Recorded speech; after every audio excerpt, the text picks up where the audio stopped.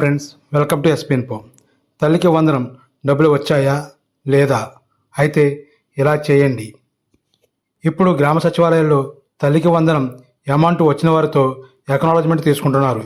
ఈ సమయంలో సచివాలయం ఉద్యోగులు మీకు 3 విషయాలు చెప్తారు. మీకు ఎంత అమౌంట్ క్రెడిట్ అయ్యిందో, ఆ డబ్బు ఏ బ్యాంక్ ఖాతాలోకి వచ్చిందో, ఆ డబ్బు జమ అయిన ఖాతా వివరాలు. ఈ సమాచారం వల్ల మీకు డబ్బు వచ్చిందా లేదా అన్న దానిపై స్పష్టత వస్తుంది. ఎక్నాలజ్మెంట్ చేసేటప్పుడు బ్యాంక్ డీటెయిల్స్ కూడా చెప్తారు. అందువల్ల మీ డబ్బు ఏ ఖాతాలోకి వచ్చిందో, ఎంత వచ్చిందో ఖచ్చితంగా తెలుస్తుంది.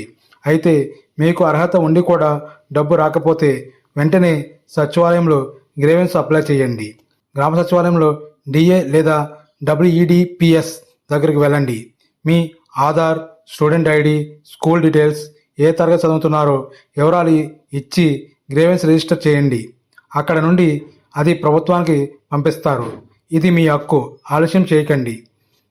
మీరు గ్రీవెన్స్ అప్లై చేసిన తర్వాత దాని స్టేటస్ తెలుసుకోవాలంటే మళ్ళీ సచివాలయానికి వెళ్ళండి. డిఏ లేదా WEDPS లేదా WEA లేదా WWDSను అడగండి. వారు మీకు గ్రీవెన్స్ సర్వీస్ రిక్వెస్ట్ చూపిస్తారు.